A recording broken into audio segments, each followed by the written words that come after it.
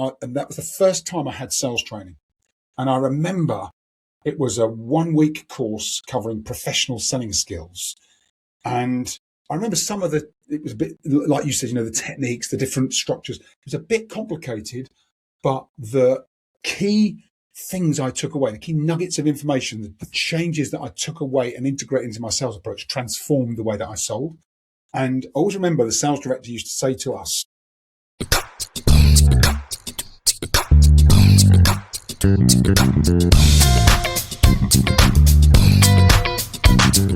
welcome to the Sales Problem Podcast, where we talk everything sales, success, and personal growth.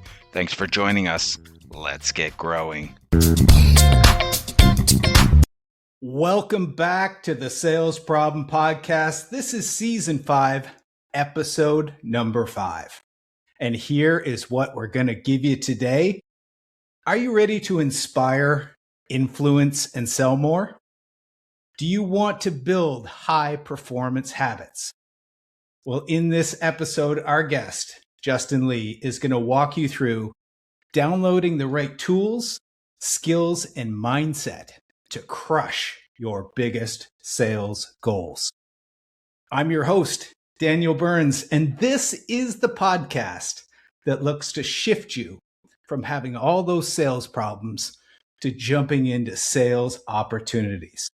I want to help you grow your sales, but I also want to help you grow yourself. So I bring on guests from all over the world so that while you drive to your next sales call, you get insights, you get messages from thought leaders and industry champions, all that are going to help you to create your best version. And as always, I've got my Sales Problem Podcast mug, and I am sipping on today a little bit of Crank It Up from our podcast partner, Crank Coffee. And listeners, I want to tell you what I did. I threw that dark roast into my Sales Problem Podcast mug. And you know what I did this morning? I just sat down and I was reading Justin's book, Inspire, Influence, and Sell. And it took me back to when I first started in sales. I would go to Starbucks. I would crack a sales book. Back then it was Brian Tracy or Tom Hopkins or Tony Robbins. And it was just such a nice way to start the day, just to kind of get that momentum going, get the juices flowing, start thinking about what you're going to do. And more often than not, I got a little nugget, something that, I wanted to use throughout the day. So things have obviously evolved. Now you've got stuff like the Sales Problem Podcast, and that's what we're going to do. We're going to give you some nuggets today that you can take out into the field and use. And this morning for breakfast, I had our other podcast partner, Mama T's protein cookies. Now, I don't always eat cookies for breakfast, but when you consider what is in this cookie, let me tell you, it's got oats, it's got whey protein, honey, cacao, peanut butter, all natural ingredients. So it's nutritious, it's delicious. It's a great way to either start the day or, hey, if you're out there and you just need some carbs, you need a sweet treat, reach for something like a Mama T's, which is nutritious, delicious, going to keep you going, because what you put in your body often determines how you feel throughout the day. So, listeners, as always, I'm going to link you to both of those great products in the show notes. Just throw in the Sales Problem 15. You're going to get 15% off both of those items. I can't make it any easier for you. And listeners, that is the business. Let's get to the focus of our show. I'm so excited today because we've got Justin Leigh on the podcast. And before I tell you about his bio, let me tell you why I really wanted to have him on. I booked a call with Justin. I was so intrigued by what he was doing. And it was a 45-minute call that turned into like 90 minutes. There was just so much we were talking about that I was curious about, inspired by. His approach to selling consultatively, let me tell you, it is just spot on. And here's the thing. He's just too good for you to not know about him. So I had to bring him on the podcast. Let me tell you all about Justin so we can kick this off properly. Justin is a former business leader, experienced executive coach, and sales trainer. He's been in sales and leadership positions for the last 28 years, and he is the best-selling author of Inspire, Influence, and Sell, which I was reading this morning. And he's known for coaching leaders. He's the founder of Focus for Growth, a sales and leadership training company specializing in business-to-business market. Justin has trained thousands of sales professionals and leaders throughout his amazing career, working with companies like 3M, NTT Data, Align Technology, Vitality, Odeon, and so many more. Justin has become known for the tools, the programs, and the assets that he's developed that have become instrumental for his clients in accelerating growth. Justin, welcome to the Sales Problem Podcast. Are you ready to help us solve the sales problem? Definitely ready, Daniel. Thanks for the wonderful intro. I feel like that's a lot to live up to, but I also feel like I can. So thank you. Yeah, really good to be here. Really good to be here. I think it's going to be fire today, Justin. I know you're going to bring the goods, so I'm super excited. So Justin, me too. We started this podcast based on the sales problem question, which is, hey, you go out there, you absolutely smash your numbers one year, you have growth. The next year rolls around and look, we have to do it all again. How do we get growth on top of growth? That was the problem that we were trying to solve. But every time I bring somebody on, I'm always interested to know from your perspective, training thousands of people, what's the biggest sales problem that you see? And what do many salespeople struggle with? Yeah, it's a great topic, this, actually. And there's a number of reasons why. I mean, when I heard the title of the podcast, I really liked it because when we're in sales, we think we're selling a product to a customer. We're never selling a product to a customer.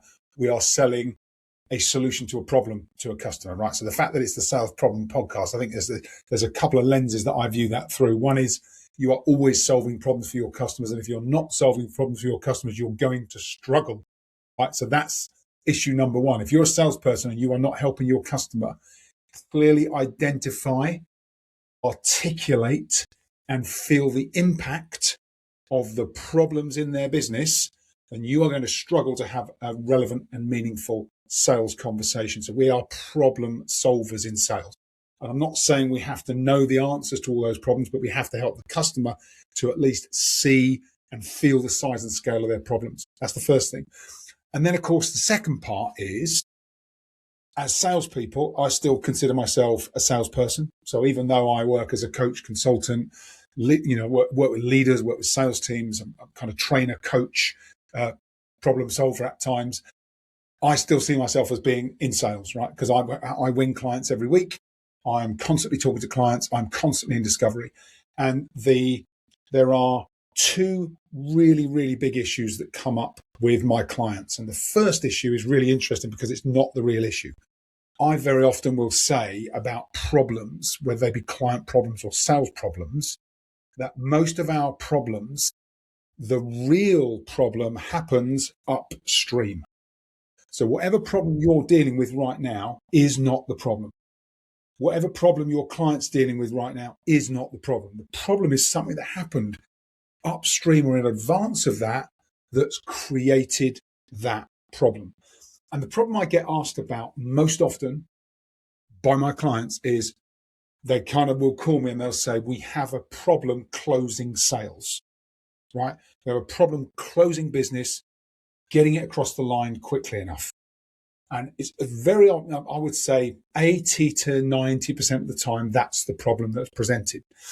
And then, so I said, great, let's talk about it. Let's have a discovery call. Let's understand what's going on rather than just going, yes, I can teach your sales team how to close, right? Because that's what we would do. If we think about diagnosing and solving the problem that's initially presented, I would say, yeah, I've got multiple closing techniques. I can talk to you about lots of different, the assumptive close, the right angle close, the direct close, the subtle close, the trial close. We can do all of that. That is not going to fix the problem, because what I help clients to see as we go through the process, I start to ask them questions. So the first problem that presents is closing. But we will know, and if your listeners have a lot of experience in sales, you will know, Daniel, because you have a lot of experience in sales, that the problem with closing is not the problem. The problem with closing is relevance and value through the process for the client. Now, if as a salesperson, I take the customer through a process where I help them to see real tangible value in the offering, right? Like, I have to work with Justin because he's the person that can help me solve this really big problem that I'm now way more aware of. And I understand the value and impact of that problem in my business. And more importantly, I understand the value and impact of solving that problem in my business. When it comes to close, the customer's going to be closing themselves, right? So we switch the narrative and the perception that instead of us having to close, the customer will close themselves. It's going to be so awkward at the end of the sales conversation because I've created so much desire in the customer, such a high need for what I'm presenting and offering, that at the end of the conversation, if we don't talk about closing, the customer's going to go, whoa, where do we go next? I need to get this fixed, right? And I think that is the big shift in perspective that has to happen for a lot of sales teams. So we should be coaching the customer through the call so they almost close themselves. Now, that's not an excuse not to close, right? We still need to close, but the close in the conversation should be so natural because the customer has a really high desire that you don't feel any awkwardness in asking, and sometimes the customer will do it for you. And that for me solved both of those problems. But it's not a single simple fix. It's not a let's solve your closing problem. It's let's look at the whole of your process that led to the close. Let's make sure that the stages you're following and the questions you're asking, the exploration that you're having with the customer, the way you're then articulating and explaining with them the size and scale of the problem, the ease at which you can create a solution, the guarantee that you'll give the customer that the solution will happen, the way you'll then embed that in their organization, all of those things. It's a structure and a process that we go through that helps us to really articulate and unpack that. Then the close is really natural. So when I explain that to clients, they're like, we want that. How do we get all of that in place? And that then starts the conversation about, okay, yeah, let's talk about how we do that with your team. And then it's, okay, let's talk about your business. Let's talk about how many people in your team, talk about what they're doing today. Let's talk about how to diagnose exactly what's going on. Let's talk about different development needs that they have, because there's so much to this, Daniel, as you and I both know, that as well as process, even that then starts to unpack, okay, so we'll get the process right. Then the question comes, what's the mindset like of your salespeople? And then like, yeah, do you know, that's something we need to look at as well, right? So then then there's another problem that the customer didn't know they had until you ask the specific question. What's the mindset and attitude of your sales team like? And they're like, yeah, that could have something to do with it as well. Right, so we've got process and we need to look at psychology and mindset. Would you agree that's going to be valuable? Yes. Okay, how do we do that, Justin? Right, so then we have that conversation. So you open up what on the surface looks like one thing, and that is where the value is, and I'm doing this through the lens of, sales trainer or executive coach to clients. In my time in corporate, the same thing happened. Go to see a customer and they'd say, yeah, we want to buy this product, or we've called you in because we think we need to improve this area of our business, or whatever it is. And I would always do the same thing. Once I was trained in sales, right? And I'll tell you a little bit about what I used to do before I got trained in sales. But I would always then pause and say, okay, so this is what we're here to talk about today. Yes. Okay, let's unpack that a bit further. Do you mind if I ask you some questions? The customer never says no to that, right? Help me understand, and then I just work it back. So this is the presenting problem or the presenting issue. Let's talk about what happens ahead of that. And I'm always taking people back a few steps And as you take them back a few steps, you create this awareness within the customer they didn't have before you were there. And in sales, that's our job. When we help customers to become aware of things they weren't aware of ahead of our conversation, you have value in the process alongside your product and organization. And that becomes the magic formula for winning business. So I'm conscious I've been talking a lot, Daniel. I'm just going to pause now and let you let you kind of reflect on it and unpack some stuff. Well, here's what I'm excited about. There's so much that you just opened up there. Yeah. And I knew this was going to be good, but I mean, there's 5 or 6 things there that I could grab. One of the things when you were talking about techniques, I remember that's when I would sit down with my early sales books. That's what they were focused on, was the closing technique, right? My favorite was the puppy dog close. Okay. I don't know if I ever got to try that technique. That was the problem with it, but I want to say to listeners, think about the sales where you've had to hard close. You know, you've really had to follow up. You've really had to justify everything. And then think about the sales that closed themselves. And there's such a difference between the feel of those two things. And why did you end up having to hard close one? And the other one just kind of naturally came to a conclusion and they said, yeah, send me the paperwork. I like that you're backing up and saying, hey, there's something actually that's happening, the problem before the problem. And let's look at maybe cracking that, and downstream, you'll find things much easier. Am I on the right track there with that?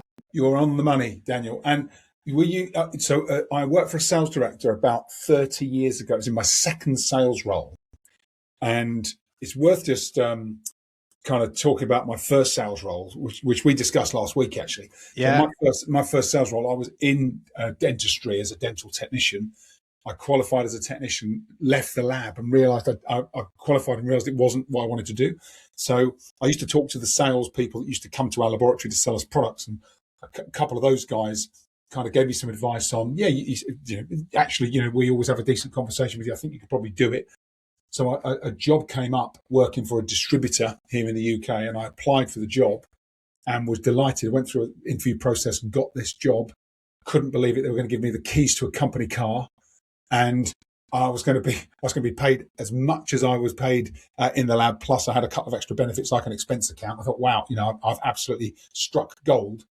And then I had a week of training at this office, which was about, I didn't realize it. I'd taken the train there. It was about a 7-hour drive from where I lived. On the Friday of that week, the sales director said to me, I'm going to let you off to go home early because I know you've got a long drive. He let me go at 4:30. So I got home about 12:30, 1 o'clock in the morning on the Friday night. But I was super excited. And they gave me 11 yellow pages. So yellow pages was covering a different postcode area. That was my territory. And they said, buy yourself a box of record cards. So that on the Saturday morning, I went to a local stationer's, bought myself a load of record cards in a box. And I spent the weekend writing out my first week of calls, looking through the yellow pages at all the dental practices and laboratories. And so that was my first foray into sales. And I didn't really know what I was doing. I kind of was relying on instinct, a little bit of anxiety. Anxiety and fear could be quite a powerful motivator. And, am I going to get sacked? Used to be the thing I was thinking every week. Are they going to sack me this week? Are they going to sack me this week? They didn't. But interestingly, I started at the same time as a lady. And 2 months in, we got a new sales manager. And it's a bit of a distraction, but it's an interesting story. We got a new sales manager who we were working on like a 1 month round. So we'd done a couple of months, and he came out for a day with me.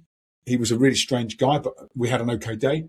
The next day he went out with this lady and he said, where should we meet? And she said, we'll meet at this practice, which is my first call, at 9 o'clock.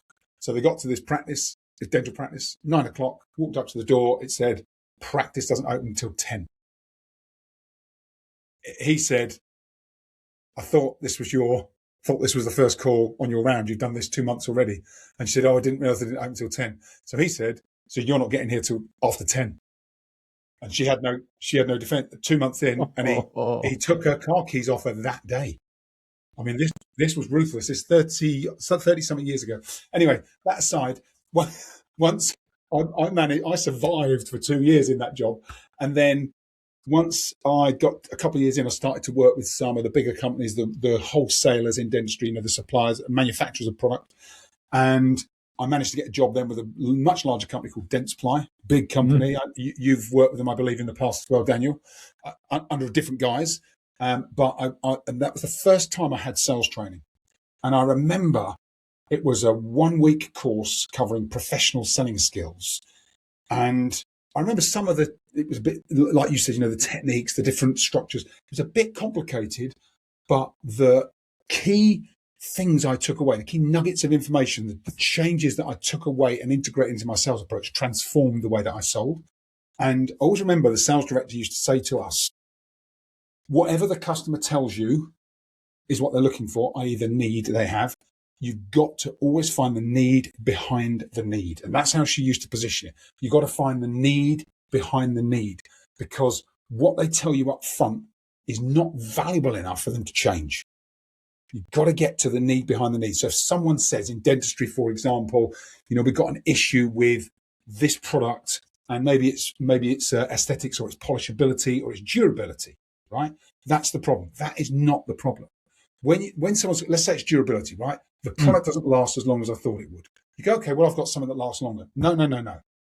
We have to say, so if it's not lasting as long as it should, what are the implications for you? What's happening in practice? Then they're going to say, well, it's failing with patients sooner than it should. So it's failing with patients. What does that mean for you as a clinician?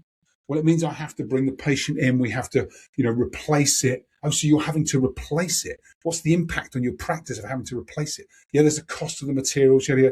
What about the patient experience? What's going on for the patient when you're having to replace something that they thought was going to last a lot longer than it does? Yeah, actually, it starts to impact the reputation of the practice. So all of a sudden, we've gone from the product isn't durable to it's affecting my practice's reputation with my patients. Now, the clinician or the customer is never going to go from I've got a product that's not durable to it's affecting the reputation and brand of my practice with patients. They will not do the joined up thinking. And that's why salespeople, it's why discovery, questions, listening, getting to kind of root cause, pardon the pun. I know we're talking dentistry at the moment, right? The root cause of the problem. Because if you just take what the customer says as read, I've got a problem with durability, and then you try and sell to that need, it's not a strong enough need. The customer's going to go, yeah, but if you're more expensive, maybe I can live with the durability issue.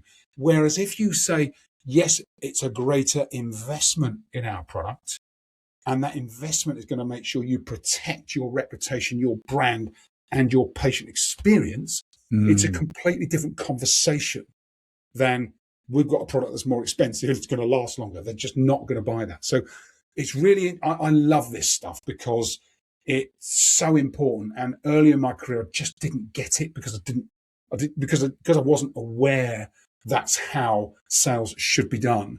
Deep consultative sales, that's how it should be done or could be done. And when you start to unpack it and work this way, it makes your relevance to your customers so much greater and so much deeper. Such a great insight, Justin. Listeners, what is the need behind the need? What came up for me, Justin, is I remember my first thing I sold was a photocopier. And yes. I thought photocopiers is just photocopiers, and there's so many people out there doing it, but every office has one. Until somebody said, look, this machine is so important because what happens if that business can't print their invoices? What if they can't print their statements? How are they going to actually bill people for anything they've done? And if they can't do that, then they can't actually bring any money into the business. So this thing is actually, an essential tool within every business. And I was like, oh, well, that shifts everything because it wasn't, I just need to make copies. It was, this is actually the documents that help this business run. And when I went, oh, now I'm seeing the need behind the need, it changed the way I approached everything selling. So I think it works in a lot of different businesses. Absolutely right, Daniel. Absolutely right. And I would say for anybody listening who perhaps hasn't got to that level of depth of consultative selling and asking the right questions to customers, start to try it. I think you'll be pleasantly surprised at how it starts to create a different level of relevance and value for your customers in those discovery conversations. Justin, what's a piece of sales advice that most people still think is true, but is either outdated or it's been wrong, but people have just been talking about it forever? You train so many people. What's that thing sitting in people's head that maybe they need to get rid of? Yeah. So, there's quite a few here. The biggest one that comes up most often for me is I have a slide that I share that there was a piece of research that was done a few years ago now, but talks about the number of salespeople or percentage of salespeople that follow up and the number of times they follow up versus the number of follow-ups required to close a sale successfully. So 2 data points. And the first data point says, and I won't do all of the stats, but I'll tell you that only 10% of salespeople will follow up with a prospect more than 4 times. Okay. And it's really interesting. So 10% of salespeople follow up more than 4 times. Right? Remember that number. Then the stats on when customers engage and sales are closed, the numbers show that 10% of sales close on 4 follow-ups, 10%.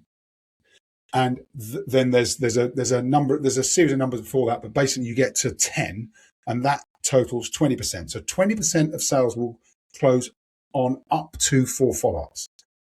The remaining 80% of sales close on 5th to 12th follow-up. Wow. So now you do the maths, right? 80% of sales on more than 5 follow-ups. Only 10% of salespeople follow up more than 4 times. So all of that business is being left on the table.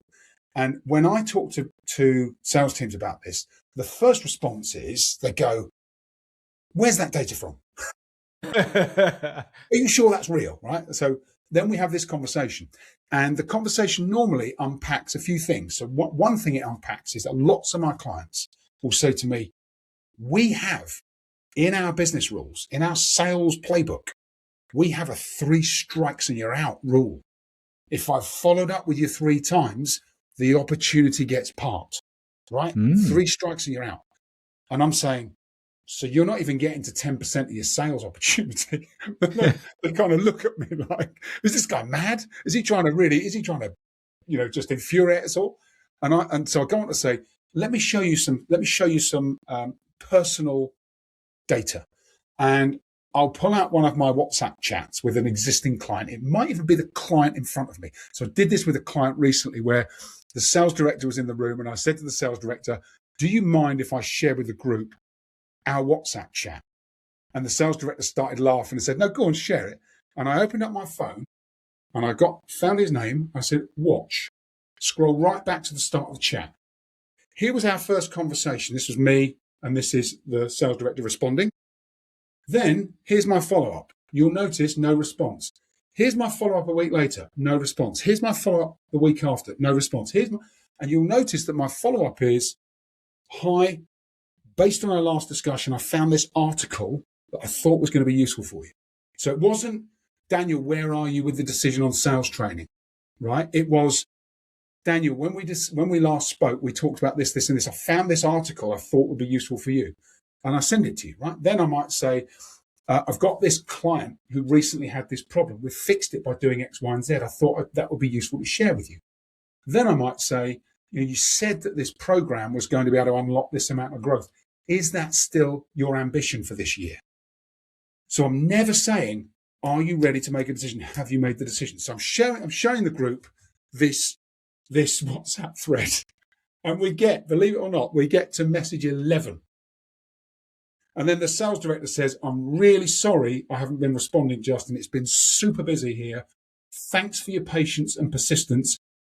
Can we have a conversation about when to start?" And if I had stopped at any point, right? So I could have done 3 strikes. I could have done 4 strikes. I could have done 5 strikes. I could have done 6 strikes, 7, 8, 9. Chances are it would have drifted off the agenda or the radar of that sales director. I follow the rule, right? So I go to 12, 13. In fact, my rule is, okay, so my personal rule is the point at which I stop messaging is, and I always say to my sales teams that I'm coaching, so when do you think I stop? So I'm a sales trainer. I live and breathe this stuff. I have to live and breathe this stuff. Otherwise I can't look you in the eye and be drifting off at call 3. When do you think I stop? And someone always gets it. They go, when they respond. Boom. You're absolutely right. That is when I stop. So I'll always say I stop when either they respond and say, yes, Justin, sorry, I haven't responded until now. I've been really busy. Let's pick up the conversation. Or they say to me, our priorities have changed. We're not looking at this right now. Okay. And there is a third option, and that is when they put out a restraining order against me because of harassment. But that's never happened yet. It's in the playbook, but it hasn't happened yet. So and that is we talked a little bit at the start, Daniel, about mindset and psychology, right? That is a psychology approach or the right psychological approach. Many people will say, I can't see myself messaging people that amount of time. I think it sounds pushy, or I think it'll be too much, or I think my customers, and it's all I think. We're all in our own heads.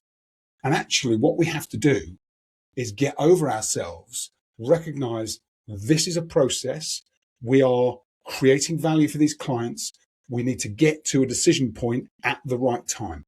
And we do that through structured, consistent, value add follow-up that for me actually is endless until the client responds. That's just how I think about it. And it's all structured and it's systemized. So my brain doesn't get in the way and go, oh, am I being pushy? Or am I asking too much? No, park all that, follow the process, watch how it plays out. Someone will respond one way or the other. And it really, really helps you to remove the emotion, follow the structure of the process.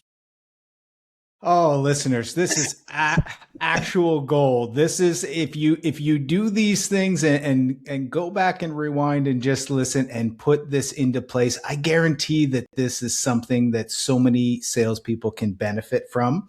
2 things that it kind of came up for me as I was listening, Justin. One is the concept that I learned, which was called be pleasantly persistent. And it was that, you know what, like I'm still kind of touching the prospect, but I'm not being, what people think is going to be annoying. I like that you were sending articles. That used to be called feeding the prospect. Yeah. So just keep feeding information, valuable insights, and then let it naturally kind of come along. So I love those 2 things. Yeah. Yeah, thanks, Daniel. You're absolutely right, and I love the idea of feeding the prospect. I think about it as because a lot of this. Interestingly, I don't train on this a lot, but it's something that I've embedded and baked into my business now, and that is social media. So hopefully, a lot of your listeners are also on LinkedIn. I think LinkedIn is probably the gateway for most people to more business, more clients, and it was something I learned. So I've been working for myself now. I was in corporate for about 25 years. I've been working for myself now for 8. This will be year 9. And I didn't realize the impact or the possibility with LinkedIn while I was in corporate because I was just so busy doing the job. Mm-hmm. And then it wasn't until I started my own business, I had a bit more time. I started to look at, okay, what works in terms of lead generation, in terms of thought leadership, creating a personal brand, creating value, and realized pretty quickly that LinkedIn was the platform to be able to do that. And I've done, over the years, I've iterated and iterated and iterated. I now have a system for LinkedIn. So I know what I'm going to post, when I'm going to post. It's always planned at least a couple of weeks in advance. Mm-hmm. I have sometimes I'll, depending on, like there might be a global issue or something going on, I might comment on or I might post on. But other than that, everything is really well mapped out and structured. And the whole idea for me is to create a brand in the marketplace, a professional brand and image that when my ideal prospective client engages with it, they feel like it is talking directly to them personally on a one-to-one, right? That it's not me broadcasting to the world, it's me talking individually to that person. And as well as that, it's content that if they decide to consume it, and this is what's interesting when you look at social media, when we like a person on social media, let's say it's LinkedIn. So there's quite a few people on LinkedIn I love their content. So I'll follow them. And I tend not only to see their content because it's coming up, but I'll look at their back catalogue as well. Sometimes I'll go a little bit deeper. And I'm looking them back through their posts and taking on board, the key messages, the key insights. But the other thing I'm doing is I'm getting to know them, right? And what I've found works particularly well in my business is that because I've got such a back catalogue now of posts on LinkedIn, I do some video content on there. Like you, Daniel, I host a podcast. I've got a YouTube channel with quite a few videos on there. I run a couple of monthly workshops that are for my clients, but I open them up to my business network so any prospective clients can jump into those sessions. So I create this series of content and thought leadership opinion pieces. One, because I actually like the process of doing it. But actually what I find then is when a client engages with me, they tend to have done their research. Clients don't come to you cold anymore. Your customers and prospects aren't cold anymore. They've looked you up. Whether you want them to or not, they're going to look you up. And the great thing is when you've got a good back catalogue and they look you up, they convince themselves ahead of your first meeting. So when I meet someone for the first time, they've normally looked me up and then they'll say to me, I noticed this or I noticed that. And of course, that's good because they're all signals of intent, but they're also signals that the customer or the client sees credibility in you. And as salespeople, I think that's one of the things that as a salesperson, as a pure salesperson, I didn't appreciate that enough.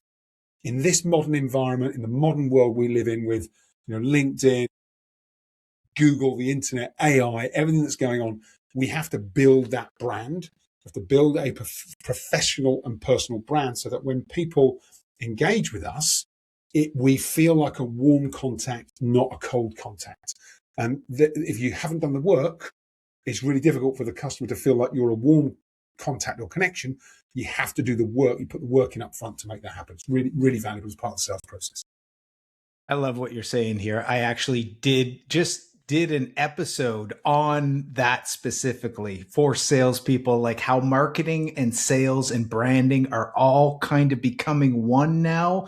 It's not, you can't just kind of leave it out there to have marketing generate leads and have the company provide the brand. Salespeople need to be all of those things if you want to really grow. Justin, there's salespeople right now listening to this podcast. They're driving to a sales call. And I always like to try to give value. So give me something practical, something tactical that they can say, you know what, I'm going to try that today. I'm going to try that this week. What would you tell them as something that they might be missing that they can implement out into the field immediately? So I would say there's I'm sure that your listeners will have heard some of this, but hopefully this is a new distinction for them. So one of the things that I have found really powerful is a process I call transitioning. Okay. And the transitioning process is basically, if you've been driving to see your prospect for an hour in the car, driving mode, like when you're in driving mode, you're kind of semi-conscious. You might be listening to this podcast, so kudos to you if you are listening to this podcast. This is going to prime you ready, so you are already one step ahead of most people. Most people will have the radio on, or they'll have something else going on, or they might be phoning their friends or whatever. Then they turn up at the client offices, and they kind of might take a minute just to gather their things, and then they go in and they do the call. Okay, I always think about transitioning and priming. So transitioning is I've driven for however long, depending on the size of your territory, you might have driven for an hour, hour and a half. I've been in driving mode. When I get there, I need to allow myself sometimes to transition into a different mode. I need to transition into, for me, it's kind of sales mode, coach mode, whatever it is I'm doing in that next meeting. And I allow myself a bit of space and time to do that. So I will, park the car up. I'll make sure that I've got at least a 10, 15 minute window before I need to enter the premises. I then will sit there. I'll make sure I've already, I've rehearsed and practiced. I know what I'm doing. I know my stuff. But then I will spend some time, and it's a mini visualization exercise. So I'm trying to get into the right space in terms of energy, positivity, psychology, so that I know when I meet the client or the customer, I'm going to be performing at the best level possible because I've already done the priming work. Mm-hmm. So I will ask myself, what are my objectives for this meeting? And I'll know exactly what I'm trying to get out of it. Okay, how do I make sure that I give the client the very best kind of me, credibility, energy, positivity, without being too much, right? We have to make sure that we don't, explode and do verbal vomit all over the customer, but energetically, and make sure that I'm connecting with them, make sure that I'm listening and really tuning in, that I'm repeating, paraphrasing, make sure that I'm using the right language back to them so it feels familiar, so that they feel that connection and understanding, making sure that when I talk about how I can help, I'm doing that in a way that isn't just let me tell, not robotic, make sure that it's blended with a story, that there's something in there of real value, that I'm thinking about clients that I've worked with that are similar to that client, so that when I do tell the story, it's not some random story about another business that I've worked with. It's a similar type of business, similar size, similar issues, similar makeup of demographic, maybe similar customers, and making sure that I'm clear on what I want to happen next, so that as I talk to the customer, I'm signaling that, so that most of the time they'll close themselves, but they might have to ask for commitment. What is that next level of commitment? And I'll do all of that ahead of a meeting. So it is conscious, but it's also, there's a bit of intuition and unconscious in there. But I really want to bring back to my conscious awareness, these are the things that I want for that meeting. And I'm really deliberate about it. And I think it's one of those things that the longer you're in sales, the easier it is to just let that stuff drift, and you drive up, you turn up 5 minutes before the appointment, you're scrambling to get your stuff. Sometimes you might even be 5 minutes late. You're running into the appointment. Sorry, I'm late. Traffic was horrendous. Don't put yourself under that kind of pressure. Give yourself that window. Allow yourself I call it the transition phase from whatever it was you're doing. And even if it's a Teams meeting, so, we've come onto this podcast, Daniel, I've had 3 calls already this morning. It's midday here in the UK. I've had 3 calls this morning. In between each of those calls, I step away from my desk.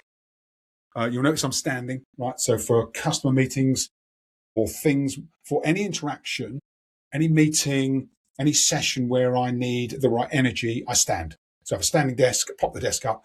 If it's a one-to-one conversation, I tend to be seated because it's more personal. It's more of a discovery call. But any time where I need the energy, I make sure I'm standing, because it's a completely different. You get a completely different feeling in your body, in your just in your whole energy is different, right? So I make sure I'm standing, and it's the same with client meetings. So just make sure that ahead of any meeting, I'm giving myself 5 or 10 minutes beforehand. I'm not racing to a Zoom meeting or a Teams meeting and jumping in and going, "Hi, how you doing? Yeah, I'm back to back today." No, create some space so that you can effectively transition from one thing to the next. Otherwise, you're always going to feel like you're in reaction mode. And in sales, sales is one of the toughest roles in a business. It's tough enough already. Don't make it tougher on yourself by just racing from meeting to meeting. Give yourself that space in the day to be really well prepared and transition. Justin, this is brilliant. It is honestly so tactical, because every salesperson listening has done that.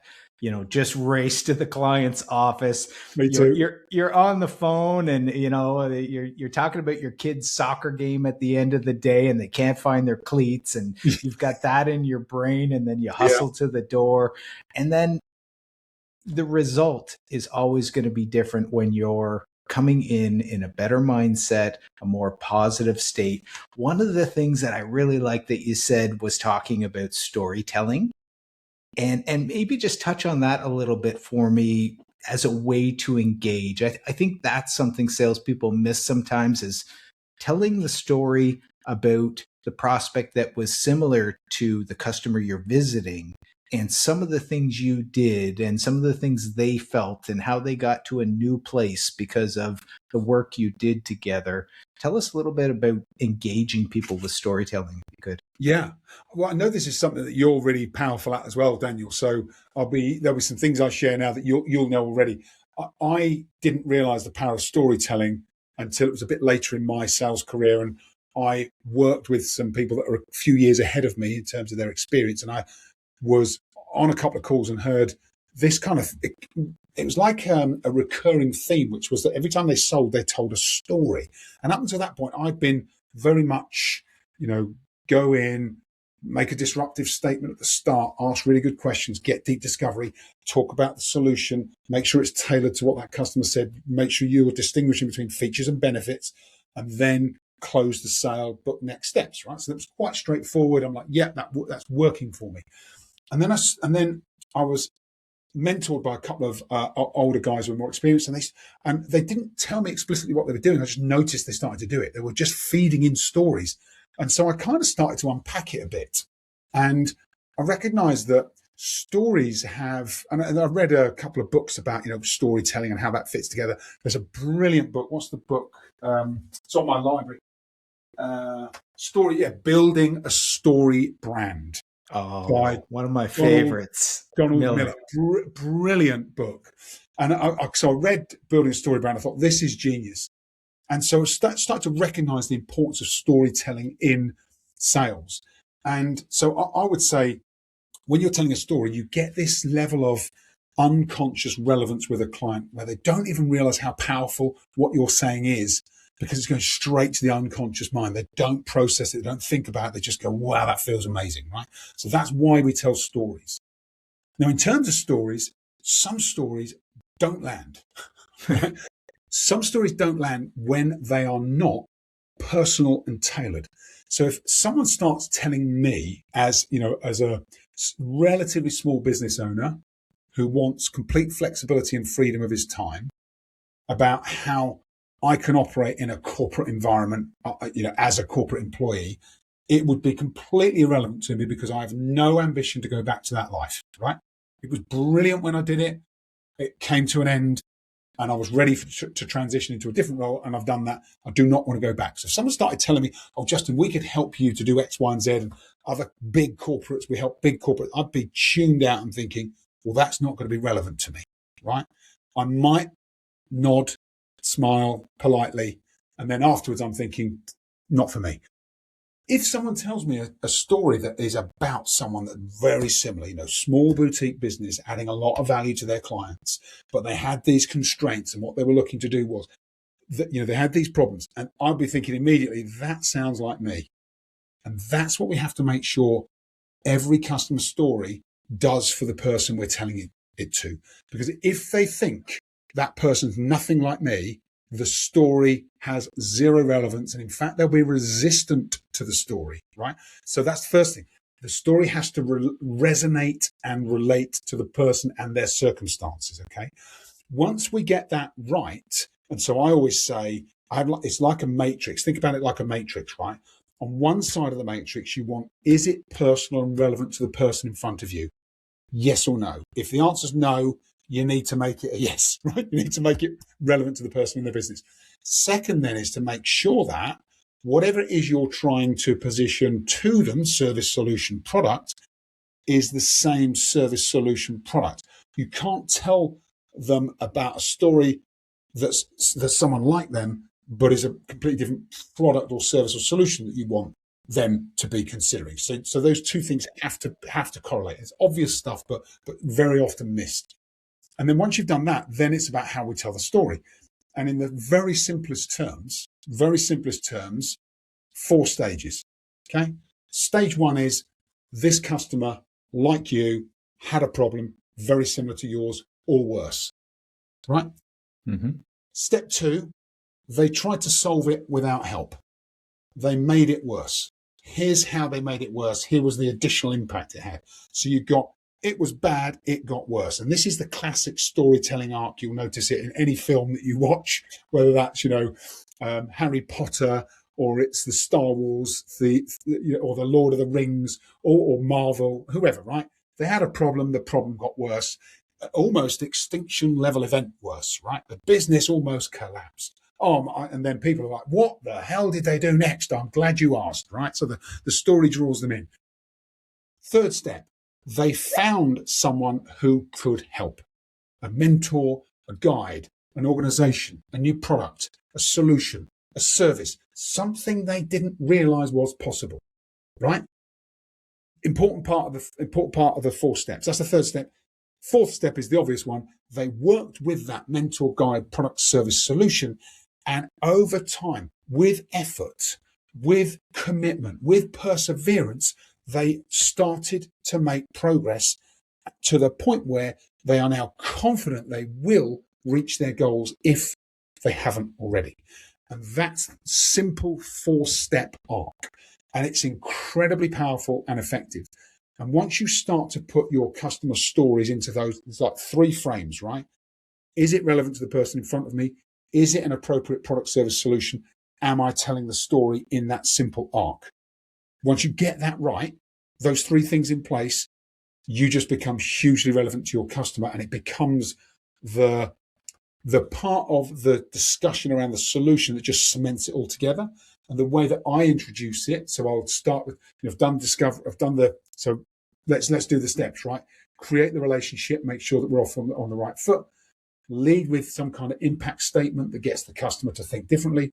Then go to discovery, ask lots of questions, disruptive questions, listen carefully, repeat, paraphrase, summarize.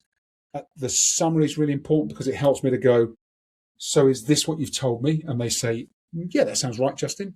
And I say, is there anything else to consider? If they say no, I then say, okay, would it be okay if I explain how I think I can help? They go, yeah, natural segue to talk about a solution. I will talk about here's how it works. And once I've done the here's how it works, and they go, yeah, that's interesting. And then I'll say, actually, would it be more helpful if I just explain how it worked for a client who I think is pretty similar to you? And that's the point at which they go, oh, yes, please. And you see them lean in because it's like, oh, you're going to tell me a story about someone like me. And I'll say, let me tell you a bit about the company. And if I've got permission, from the client I've worked with, I'll say, and I've asked this client for permission to share the story. They're really proud of what they've done. So that it's this business. Mm-hmm. And this is where they started. So they were having this issue, this problem. They thought it was this, it wasn't, it was that. They tried to solve it themselves. And actually what they found was they made the problem worse. They might have lost this or they lost that, or they had bigger issues that they created off the back of it because they hadn't realized the cascade. What we did when we first got together, we diagnosed the problem, and I take them through the curve. And it's incredibly powerful because at the end of the conversation, you can then say, do you think what we did with them would be useful for you? Normally, that's the point at which the client closes themselves. Yes. Have you got capacity to help us in the same way? Yes, sure. Let's talk about what the timeline would look like. And so the customer ends up selling themselves on it through that discussion if you follow the process.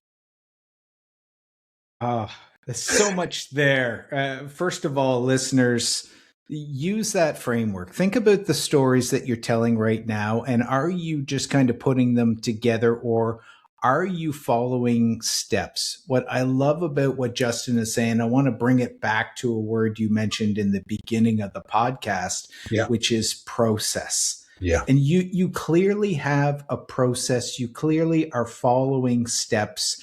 You're using frameworks. And all this structure is proven to work.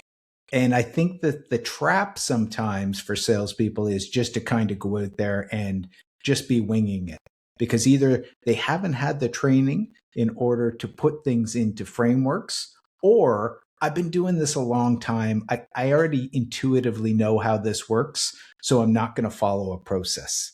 And then they find themselves stuck.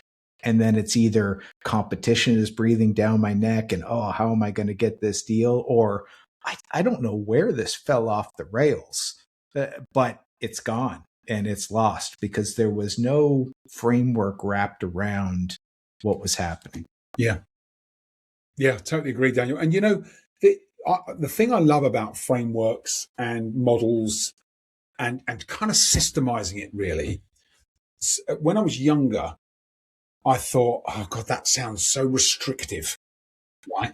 Oh, you can't, I don't want to be put in a box. And what I realized once I got over myself was that once you've got the structure and the framework and you commit it to memory and it just flows naturally, like everything I talk, we're having a conversation because it's kind of embedded, right? I don't have to think about this stuff. It just happens. Once you get that embedded, everything else flows. You can be yourself. You can relax. You can really open up your personality and display that to a customer, but you're doing it using structure. So you get this extra level of value, because when you're really driven and you've got a great, personality, you've got good relationships, that's all very good, but it's not valuable enough without the structure and the tools and the frameworks. Once you get that all in place, then your value, I think there's an exponential gain that you get. It's not 1 and 1 equals 2. It's 1 and 1 goes to 5, 6, 7, or 8. And I've experienced that through my career by really tuning into learning, growing, developing myself and the people that I work with. And anybody who hasn't perhaps gone on that journey yet or figured it out for themselves, it is never too late. It's never too late. Now's the time. Today is the day. Perhaps this is the wake-up call that helps you to think, right, I need to make some enhancements and improvements. And once you get on that journey of improvement, literally anything becomes possible for you. And I'm a firm believer in it. I love this point. And listeners, I want you to just consider it. Just keep an open mind. There's a guy I follow, Jocko Willink, who says discipline equals freedom.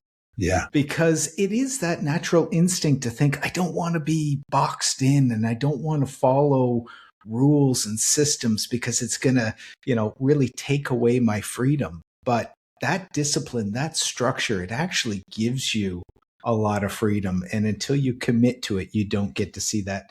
Justin, I want to pivot to mindset and high performance habits.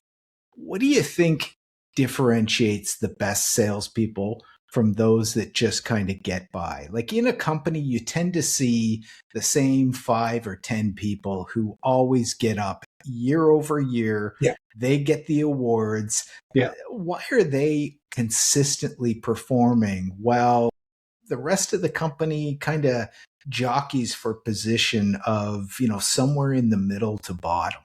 Yeah. What's the difference? Yeah. There's a few things here, but the starting point is self-belief. So when I first started in sales, I didn't really know what to believe about myself. But when I got into Dentsply, second company, I started to have conversations with myself, and it was more by accident than anything else, about could I get to become the best salesperson in the division? And if I could get to the best sales, to like becoming the number 1 performer in the division, which I managed to achieve in the 4 years I was there, but it took 4 years. And I used to have that conversation. What would it take? First of all, I had to convince myself it was possible, right? I could become the best salesperson in the division. I'm like, could I? And I had to have that conversation rattled around in my head for ages. Could I? Can I see myself being the best, right? Because there is a set of behaviors, standards, and actions that comes with being the best, right? I have to operate differently. I have to communicate differently. I have to hold myself differently. I have to work at a different level. I have to say no to more things because they could be distractions or make me divergent from the true goal, which is, am I going to be the most successful person in the company? And there's a lot to be said for that initial, do I believe I can do it? And is it a goal I want to set for myself? And am I prepared to do the work to get there? Right? That is fundamental point number one. If that isn't in place, forget it. You're always going to be mid-table or bottom of the table, right? So the first step is that conversation with yourself. Do I want to achieve that? Do I believe it's possible for me? What comes off the back of it? So you have to answer those questions, right? Do I want it? Can I see myself doing it? Am I prepared to put in the work to get there? What if you say yes, yes, yes to all three of those questions? That's when the real journey begins, right? All of those people, the top three people in your, so listeners, look around you. Look at the top three salespeople in your business. Hopefully you're one of them, right? If you're not one of them, look at them. Those top three people will have a lot in common. They will be driven. They will believe they need to be at the top. They will be ambitious. They'll be competitive. They will be totally committed to their customers. They will be working as hard, if not harder, than anyone else in the business. They will be saying no to stuff that everyone else says, oh, all right, then I'll do that. They will have a profile, and success, people who are successful, Tony Robbins says, success leaves clues. Look for the clues, right? It's not rocket science, but it starts with you. No one else can get you to unlock that intrinsic motivation. Only you can do it. Some of you might be thinking, well, actually, my partner does a good job of unlocking that intrinsic motivation in me. We need this doing, right? My wife is a brilliant advocate for me. She pushes me. I ask her to push me. It helps, right? But 99% of it is in here, right? This is it. I have an identity as someone that achieves this level of performance, growth, and results, and I can't compromise on it. And because I can't compromise on it, I'm not prepared to compromise on it. I don't negotiate with myself on it. I will achieve that level. That is what creates the success. Then we have to do all the right things. But if you're not motivated in the first place, you won't do all the things it takes to get to that level of success. That is the big thing. Conversation with yourself, decision that you're going to be that type of person, keep driving to be that kind of person. And there's a great, I'm sure you've seen the video of Matthew McConaughey doing I think it's Stanford University address or one of the university addresses, where he talks about his hero. And he's like, I was asked early in my career, who's your hero, Matthew? So I'm going to have to go away and think about that. He says, and I sat and I reflected, who do I look up to? Who do I want to emulate? Who do I want to be like? He said, and then I realized the answer was there all along. He said, and my hero, he said, I come back to my mentor and I said, I've discovered who my hero is. He said, tell me, who is it, Matthew? He says, my hero is me 10 years from now. He said, and it always will be.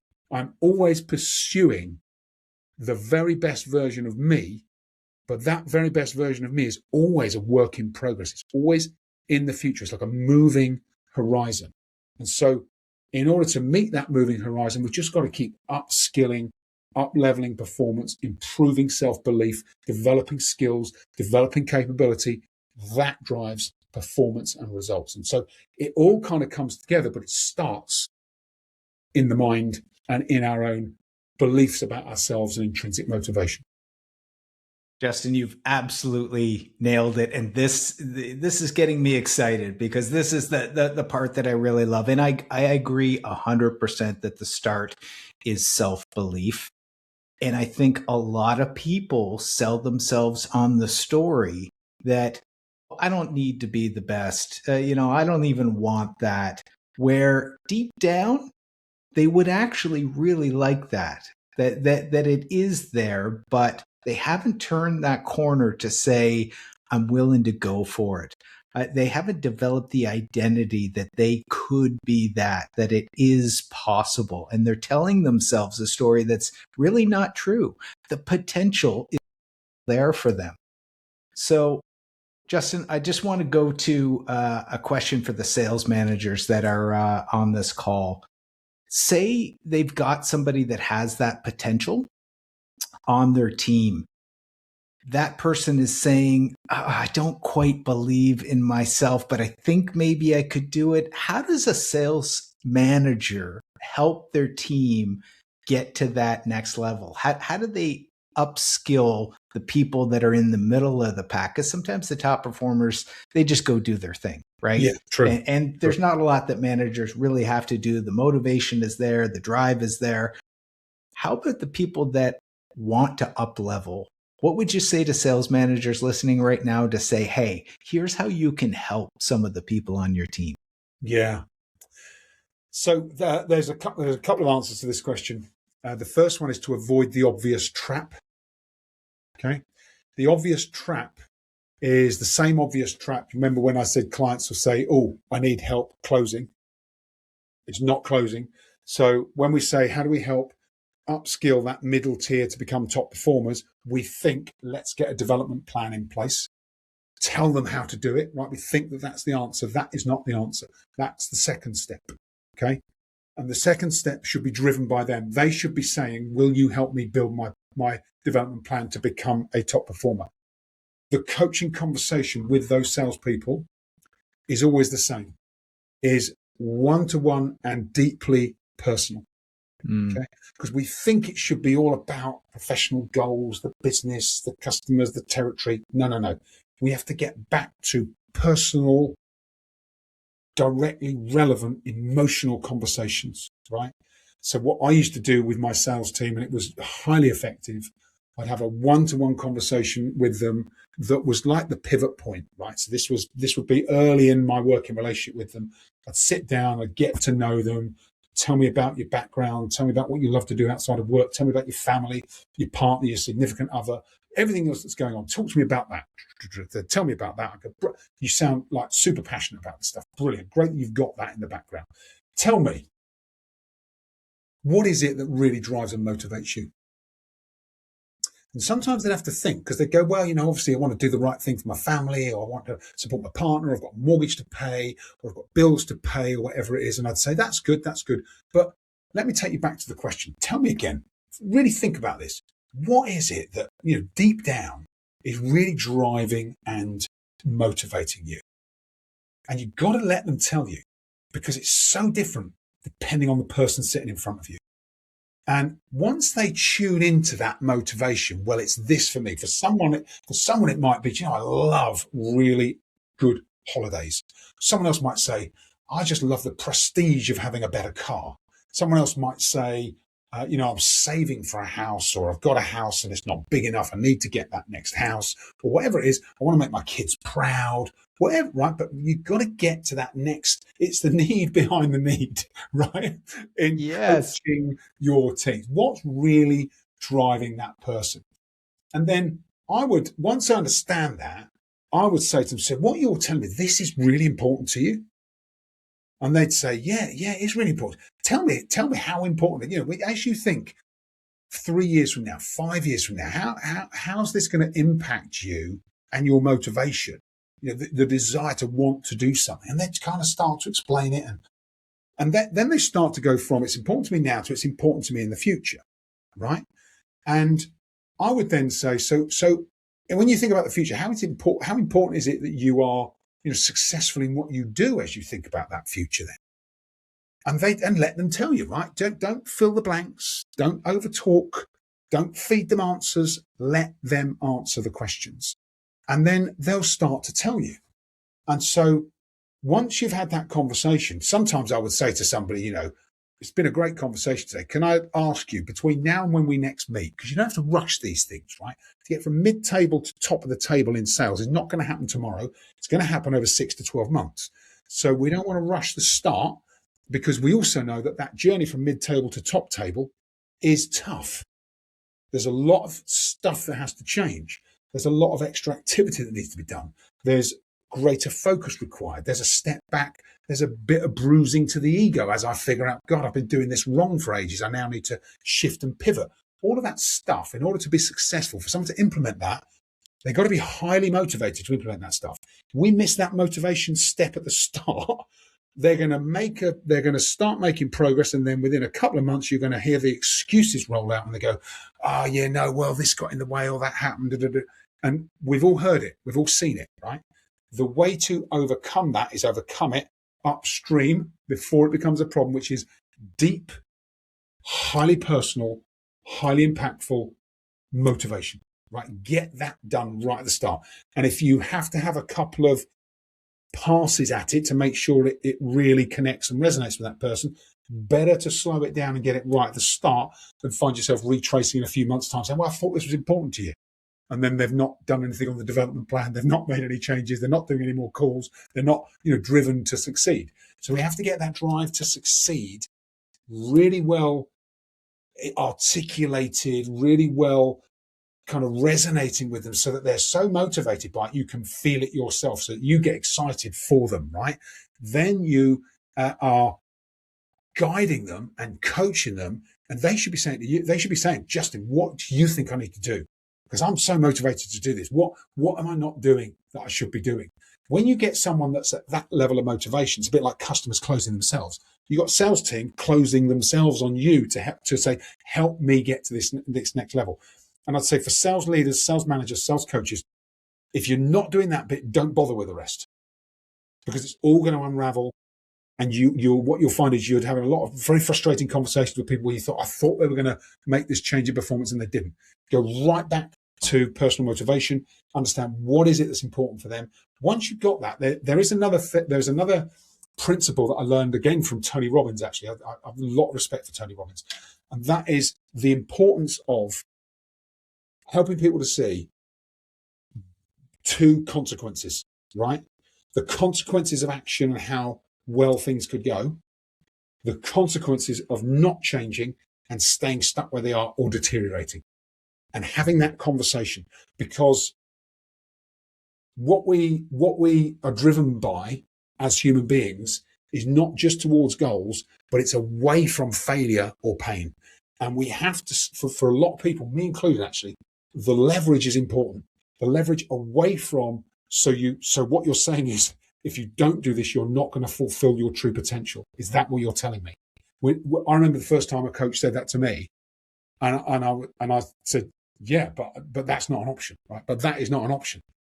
But it's interesting to at least look at the option, because it forces you to wake up and go, that is not happening, right? And that's what we want people to. We want people. That is not an option for me. I have to move towards this goal. So when we're uncovering that intrinsic motivation, what's the risk if you don't do this? What's the upside, and how good are you going to feel if you manage to achieve this?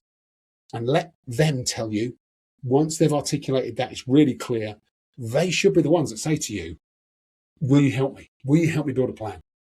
And then everything, and you as sales managers and coaches, you know what to do from there on, right? That stuff's the sweet spot. That's the stuff you love.